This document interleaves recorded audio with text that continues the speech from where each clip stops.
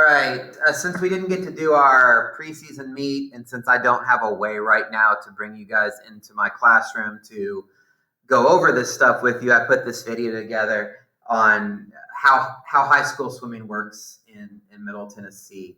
And I think it'll be beneficial to everybody, even if you've got some experience with this. But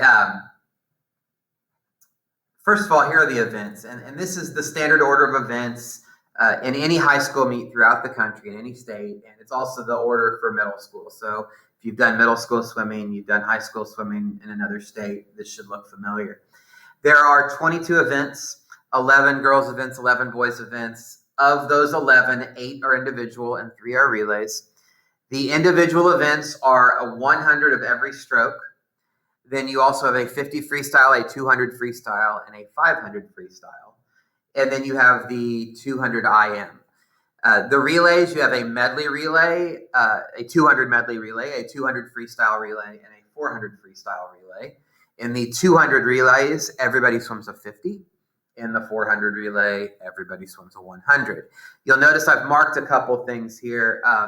The order of the 2 medley events is different. I know we've done some of this in practice, but remember that the IM individual is fly, backstroke, breaststroke, freestyle. In the relay, it's different. You start with backstroke because you couldn't do a backstroke start in the middle of a relay. And then you go into breaststroke, butterfly, and freestyle. So keep in mind the order of those 2 events is different. You'll also notice I've kind of pointed out here there's a gap in the numbering. There are 22 events, but the numbers go to 24. It skips 9 and 10. 9 and 10 are the numbers for diving, which is a part of swim meets in many states and even for a few schools in Tennessee. But we won't have any diving in our regular season meets. You will see some of that at the state meet and the region meet. But for our meets, it will skip from 8 to 11. So be aware of that. You may do in a meet no more than 4 events and no more than 2 individual events. So if you do 4 events, at least 2 of those events have to be relays. I will put every swimmer who is healthy in at least 2 events. So you will, if you're at the meet and you can swim, you're going to be doing at least 2 events and hopefully more, but you can do no more than 4. Our relays we will fill as many spots as we possibly can, but not everybody will get to do the maximum number of relays at every meet. All right, heats. So we swim in a 6-lane pool. Some of the meets we'll do are in an 8-lane pool. But when you have meets with several schools, you often end up with events where there are more swimmers than there are lanes available. So the event is spread out into multiple heats. And what happens is, say there are 17 people swimming the 100 backstroke. They would be put into 3 different heats. You'd swim all 3 heats. Then you would take the times from all 3 of those and put them together and then determine who finishes first, second, and so forth, all the way down to 17th. Once we get going and everybody has times recorded, what you'll notice with the heats is the swimmers with the fastest times end up in the last heat. Swimmers with the slowest times or who still don't have a time would go in the first heat. And the heats will kind of get progressively faster. But keep in mind, you can win an event from what would be considered a slow heat. If you get the fastest time, you get the fastest time. So try to win your heat, but also keep in mind there will be swimmers in other heats that you have to compete against also. Heat sheet, most of you are very familiar with that term, but if you're not, when we have a meet, there will be a program that'll show you all the events in order, and it will show you which swimmers are in which heat and what lane everybody is in. So that's what we're talking about when we talk about heat sheets. All right, relays. On a heat sheet, you will see the relay team names will be like Green Hill A, Green Hill B, Wilson Central A, Mount Juliet B. That you'll see A's and B's, sometimes C's and D's even. But the idea is your A relay is your fastest relay, and then your next fastest would be the B relay and so forth.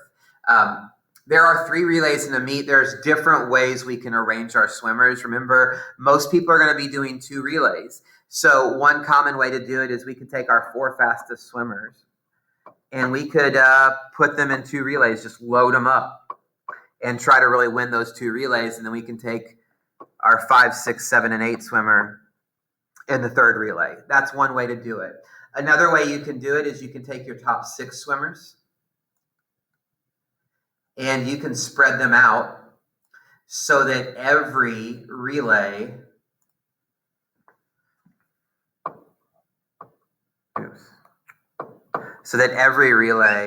has 4 really good swimmers in it. So say we do that there. Yeah, so you can, I wrote 1/2 because I'm a math teacher, but you get the point. So you can split it up that way. Another thing you can do, if you think you could finish 1st and 2nd, we'll get into scoring later. You can finish 1st and 2nd in a relay. That's huge as far as getting points. Sometimes we might take our top 8 swimmers, split them up into 2 pretty even relays, and have them try to get 1st and 2nd. Or if we swim against a team that has a really good A relay but not a great B relay, then we might do the same thing and try to get 2nd and 3rd. So you might see something like, our best swimmer, our 8th best swimmer, and 2 in the middle, and then our other 4 of our top 8 swimmers. And we'd have 2 relays that are pretty even and try to get 1st and 2nd. So there's different ways you can do it. And so I just want to make you aware of that. So if you look at a heat sheet and you're kind of confused about what the relays are doing, there are different strategies we'll use depending on who we're swimming against. All right, the way we'll score these, and scoring's a little less important this year than it normally is. Normally, we would be competing for a division championship, and the division championship would be determined by these points and who wins between certain schools at certain meets. This year, division championships are on hold, but we still want to win. So I still want you to be aware of this. So for individual events, 1st place is 6 points, and then it drops down to 4 points for 2nd place, and then it just counts down from there. For relays, 1st place is 8 points, and then 2nd place is 4, 3rd place is 2. I want to point out in relays, anytime we can have 2 relays going, that's a huge advantage for us. However, you cannot win a relay if you only get 2nd and 3rd. If you get 1st place in a relay, you are guaranteed to have the most points in that relay. So relay, it's really important to try to get 1st place. In individual events, if one team has a really good swimmer that finishes 1st, but then we can get 2nd and 3rd and then maybe 4th or 5th, we can end up with more points, even if we don't win the race. So keep that stuff in mind. Relays, there's a huge bonus for getting 1st place. Individuals, you just get like 1 extra point. Also, this is something we'll see in a second. There's a limit on how many swimmers and relay teams can score. So if we had 3 relays, which we might have occasionally in the same event, only 2 of those relays are eligible to score points. Like you're not allowed to go 1st, 2nd, 3rd in a relay. Here's an example that'll kind of get at this a little bit more. I'll try not to bore you with it, but say we're swimming against Wilson Central in Lebanon. If we're swimming against 2 different schools, the way it would be scored is it would be scored like there are 3 different meets going on at once. So there would be a Green Hill versus Wilson Central meet, a Green Hill versus Lebanon meet, and a Wilson Central versus Lebanon meet. So there'd be 3 meets all happening at once. And so say this is the girls' 100 freestyle, that we got 9 swimmers and they finished in this order. If we're scoring a meet against Wilson Central, we would just ignore the Lebanon swimmers and then fill in their top 5 with whatever's left. And so in this scenario, we would have gotten 1st, 3rd, and 4th. Wilson Central would have gotten 2nd and 5th. And so we would end up with 11 points. They would end up with 5. One thing I want you to notice here is we had 4 swimmers in this race.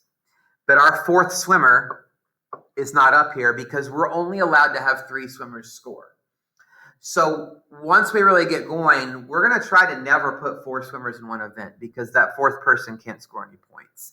It's a lot more to our advantage to fill every event with 3 swimmers than to have one with 4 and one with 2. So we'll keep that in mind. And then versus Lebanon, we do the same thing. We take out the Wilson Central swimmers and just look at the Green Hill and Lebanon swimmers. You will notice Lebanon only had 2 swimmers in this race. So right away, that gives us an advantage. Our third swimmer, all they have to do is finish and they get a point because there's nobody else from Lebanon for them to have to worry about. So whenever we can get 3 swimmers in a race and the other team only has 2 or 1, that gives us an advantage. So just wanted to point those things out. Those are things to keep in mind because there'll be times you might get stuck in an event you don't like that you're not experienced with, and you may feel like you do awful and you get blown out, but you may end up still scoring really valuable points for the team. So keep that in mind. You want to go for your best time, but there's also points to be scored, and when we make a lineup, we will be taking that into consideration. All right. At the end of the season, we have a county meet, which will be very similar to our regular season meets with a few exceptions, but we'll talk about that as it gets closer. But the 2 big meets at the end are the region championship and the state championship. The region championship is like for all of Middle Tennessee, there's usually 70 to 80 schools there, public, private, urban, rural, suburban. It's a big mix of different types of schools that we're all just competing against each other. We're not divided into divisions or anything. To compete at regional, you do have to achieve qualifying times. And we will be going over that throughout the season. I will let you know as you're getting close to them and give you goals to get those. For relays, if we have 2 swimmers in a relay team who have qualified in individual events, then we can fill the relay with up to 2 swimmers who haven't qualified in individual events. So we may take extra people to regionals who didn't get a qualifying time, but who we need to fill in our relays. To score points, you place in the top 16. And the top 10 teams overall get trophies. Top 16 swimmers in every event get medals, which is nice. And we had 2 swimmers. Obviously, they weren't swimming for Green Hill last year, but they were swimming at this meet and placed top 16 in multiple events. So, I mean, we've got people that can do that. So we have a chance to score a lot of points at this meet and be really successful at it. This meet is held at the Centennial Sportsplex. That's downtown by Vanderbilt, by Centennial Park. All right, and then the state meet is the final meet of the season. That also has qualifying times, and they're quite a bit more difficult than the regional qualifying times. We will have several people go to state, but like I said, it's not easy. The relays will work the same way. We will almost certainly take a couple of people to state who haven't qualified individual events because we need them for relays. And then, again, you score points by placing in the top 16. That is very difficult to do. So if we manage to get anybody in the top 16 at state, that's a big thing to celebrate. One thing to know about swimming in Tennessee, it's really weird because most of the schools don't have pools. A lot of school districts don't really support swimming very much. But when you get to the state meets, we've got some of the fastest swimmers in the country. Tennessee holds more national high school records than any state except California. So you will, if you get to go to state, you will see some very, very impressive performances. Of course, you guys get to swim for Green Hill, so you're going to see impressive performances all year, and you're going to contribute to them. So anyways, that's a little bit about what we'll be doing this year. I hope that's helpful. I hope I didn't bore you, and look forward to seeing you at practice.